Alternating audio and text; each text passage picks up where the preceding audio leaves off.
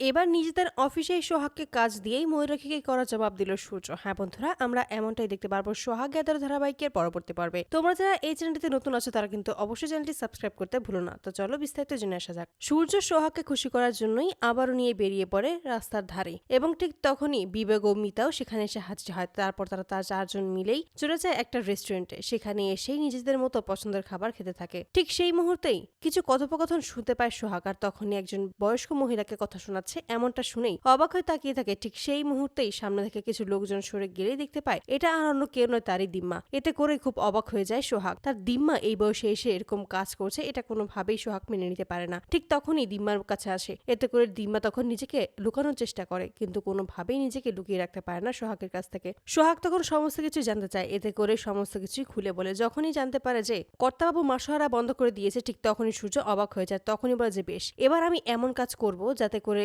সমস্ত কিছু পরিষ্কার হয়ে যায়। এবার সোহাগ আমাদের অফিসেই কাজ করবে। এতে করেই সোহাগ অপ্রস্তুত হয়ে যায়, বলে যে এটা কোনোভাবেই হতে পারে না স্যার। ঠিক তখনই সূর্য বলে এটাই হবে, আর আমি খুব ভালোভাবেই জানি যে বাবা এরকম কোনো কাজ করেনি, যা করেছে মম করেছে। দিম্মা আপনি প্লিজ বাবাকে ভুল বুঝবেন না, এই সমস্ত কিছুর পিছনে বাবা আসলে দায়ী নয়। তারপরেই সোহাগকে জোর করে এই সমস্ত কিছু বোঝায় সূর্য। এতে করে সোহাগ রাজি হয়ে যায় এবং সূর্যের অফিসেই নতুন করে নতুন রূপে ফিরে আসে সোহাগ। এতে করেই ক্ষিপ্ত হয়ে যায় ময়ূরাক্ষী। ঠিক তখনই সোহাগের পাশে দাঁড়িয়ে ময়ূরাক্ষীকে এবার করা জবাব দেয়, জানিয়ে দেয় যে এবার থেকে সোহাগ এই অফিসেই কাজ করবে, আর তুমি ওকে কিছুই করতে পারবে না, কারণ এই কাজটা আমি ওকে দিয়েছি। তো বন্ধুরা, তোমরা কি চার জন্য এবার এভাবেই অফিসে সোহাগের কাজ দিয়ে যেন ময়ূরাক্ষীকে করা জবাব দেয় সূর্য? অবশ্যই তোমরা তোমাদের মতামত কমেন্ট বক্সে জানাতে ভুলবে না। ধন্যবাদ।